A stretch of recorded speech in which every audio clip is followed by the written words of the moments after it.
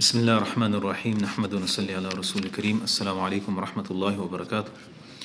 Alhamdulillah, we praise Allah subhanahu wa ta'ala, ask him to send peace and blessing his beloved and our beloved Sayyidina Muhammad sallallahu alayhi wa sallam. We're finishing at the chapter of Salat and just some matters related to, so we covered the burial, washing the body, the coffin, shroud for the deceased, and then the burial and the prayer for the burial for the deceased. Now it's a few matters, miscellaneous matters, that some hadith, the narrations of the Prophet sallallahu alaihi wasallam at the end. So post burial. So we covered one topic, nawha, that mourning, shouting in mourning, which is impermissible. Obviously, crying is a natural thing. Shedding tears, being sad, these things are normal human reactions. But a Muslim is supposed to be have his composure, even in their grief. Even in their grief, they're supposed to be composed and be aware of Allah subhanahu wa ta'ala and not express displeasure at the decision of Allah subhanahu wa ta'ala. At a certain level, you have to accept that Allah has taken this person away and to be pleased with Allah subhanahu wa ta'ala's decision. So the first section is the person punished by the crying of the living?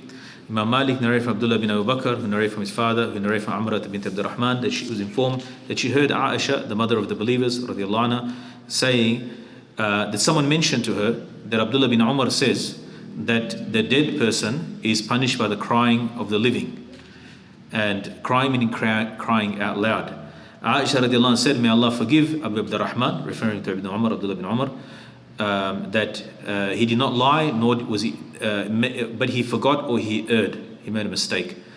Rasulullah sallallahu alaihi wasallam passed by the funeral procession of a Jewish lady, and the people were crying on her. And he just made a statement: they are crying for her, but she's been punished in her grave.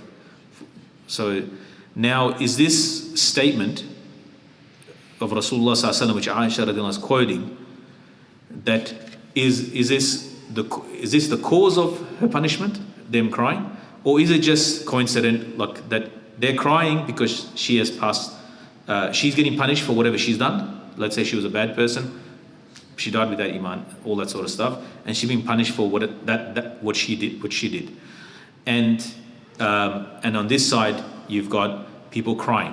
Now, is this causative factor in her punishment, or is it that this is just coincidental at the same time? Like, while they're crying for her, they miss her, but in the eyes of Allah, she's getting punished, and she's a bad person. And we know, in previous nation, that there was a lady, she was praying and fasting, right? But she tied a cat and starved it to death. So she's been punished for killing one.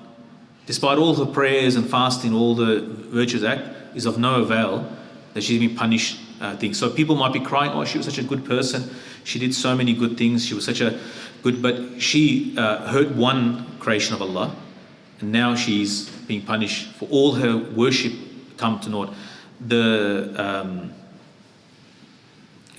Like there's a narration, I think on Saturday night we were reading in Kitab al-Qas that one lady, then she was very sawama qawama, she used to fast and she used to pray, but she was stingy. Rasulullah ﷺ said, meaning more or less, then what good is in her? Like, she's fasting and praying, does all these worship, but then she's a stingy person, like meaning that her character is stingy, and she's so Rasulullah ﷺ's reaction to that, well, what good is in her then if she's like that? So Shah Waliullah, commentating on this narration, he says the order of this hadith is with the saying of Allah subhanahu wa ta'ala, being the verse of Allah subhanahu wa ta'ala, وَلَا تَزِرُ وَازِرَةٌ وِزْرَ أُخْرَى, that no soul will carry the burden of another, meaning carry the sin of another person. To this, Imam Shafi Rahimahullah inclined that the crying of these people, because it's actually a profession in the Middle East until today, where you pay a mourner, professional mourners. Egypt. In Egypt and other places, Iraq as well, there's professional mourners. So they're not really crying, they're basically very good actors.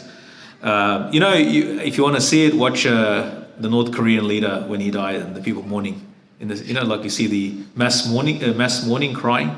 So, if you don't cry, you're in trouble. You better mourn.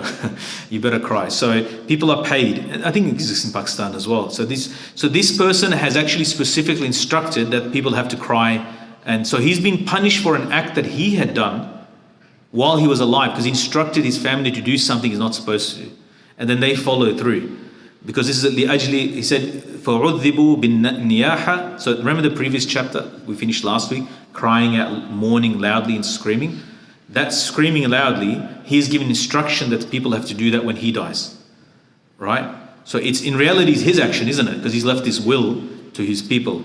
And so then, and he's taken this sin of others upon himself, because he's given the instruction. So they get the sin, and then he's got, because he encouraged it to his family. Shah Waliullah says, I say that what is narrated by Abu Musa Ashari and Nu'man ibn Bashir, and he goes, this person is punished by their words.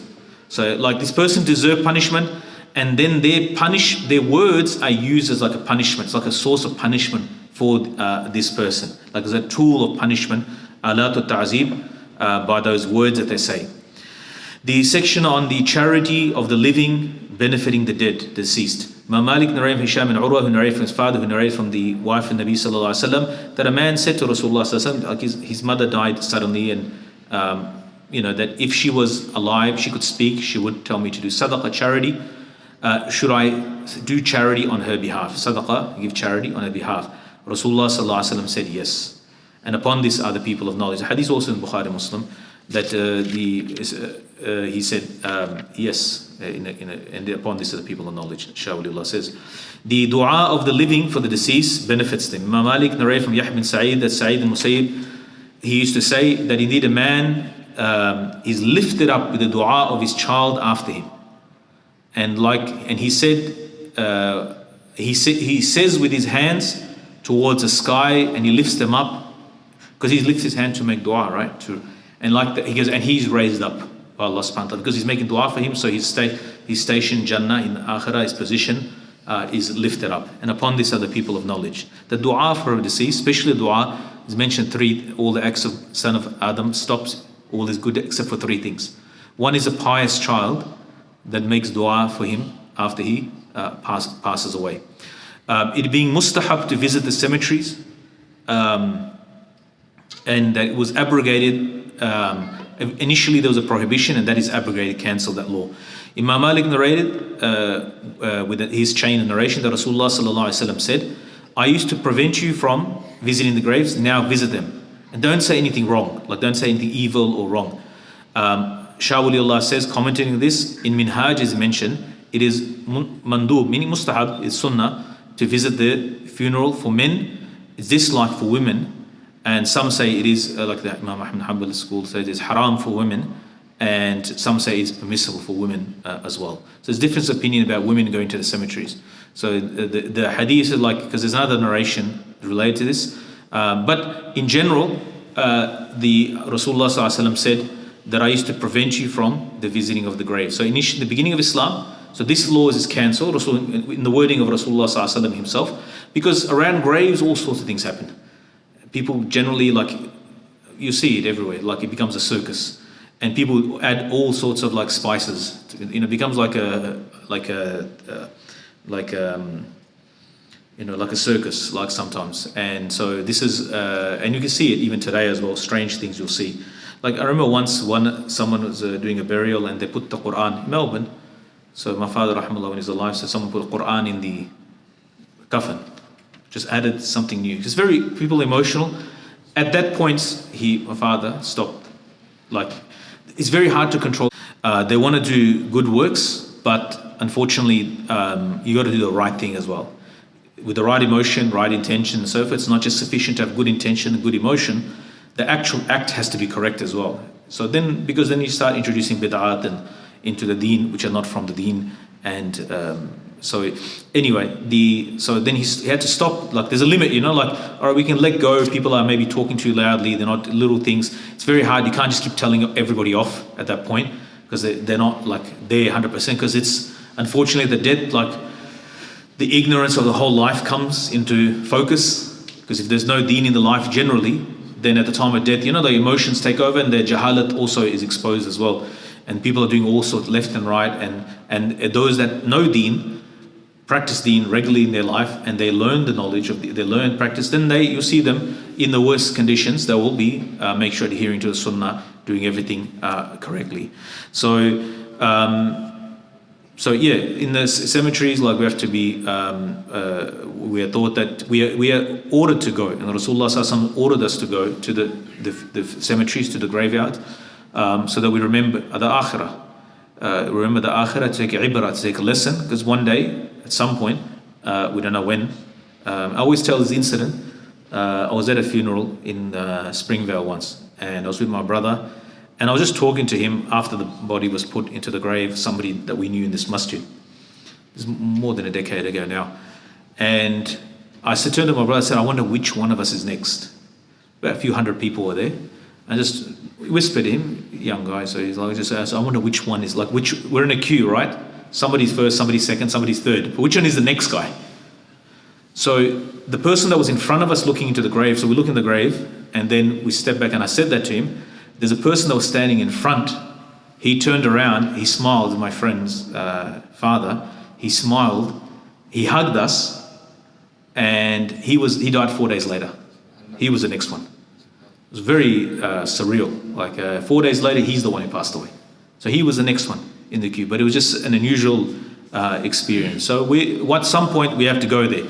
Before we are taken there, we should go ourselves, take a ibrah, some lesson, remind us. And it helps us. Rasulullah Sallallahu Alaihi Wasallam said,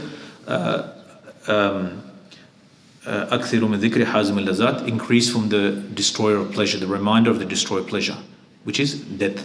That is one of the two things that ulama have mentioned, the ahlullah, the pious have mentioned, until there's two things that will help you in nearness to Allah. One is profuse remembrance of death, because they put everything into focus, that this life will end, and whatever's in this life, good or bad, and all these things will end. And second thing is salawat on the Prophet sallallahu alaihi wasallam. Excessive. These two things are found to be so powerful. They're such powerful things that in helping a person get close to Allah, gives you a light in the heart and to traverse this world. What does the visitor say in the cemetery? Malik narrated with his chain narration that Rasulullah Sallallahu Alaihi Wasallam went out to the cemetery and he said, Assalamu alaikum dara qawm mu'mineen wa inna insha'Allah bikum lahiqun. And upon this, the people of knowledge, that Assalamu alaikum dara qawm mu'mineen. Assalamu alaikum, the abode of the people of the believers. And indeed, we will soon be joining you. That will be with you soon. So you've gone before us, soon we'll be with you. So this is the greeting at the cemetery, right? The next section is it being haram, yuhramu ittikhad al-qubur masajid, take the graves as masjids. Imam Malik narrated with generation that Rasulullah sallallahu alaihi wasallam said, "O Allah, do not make my grave an idol that is worshipped." And he said that the anger of Allah is intensified on a people who take the graves of their prophets as masajid, as a house, as a place of worship, right? And upon this are the people of knowledge. Sitting at the grave and resting there is narrated that Ali ibn Abi Talib he used to sit at the graves and he used to lie down there as well. Imam Malik narrated, however, in this and for whatever reason that he did that, but Imam Malik narrated that also it was prevented. It's forbidden to sit at the graves. And as is seen in the schools of fiqh. Imam Shah Waliullah says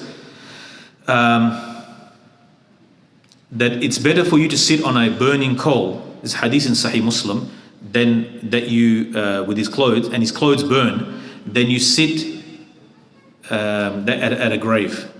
Imam Baghawi said that it was disliked. Here refers to answering the call of nature, like going to a toilet. Remember the old days, there was no toilets, like people used to go to outside of Madinah Munawwarra. They don't build toilets in the houses, so people used to go to like outside into the field, right?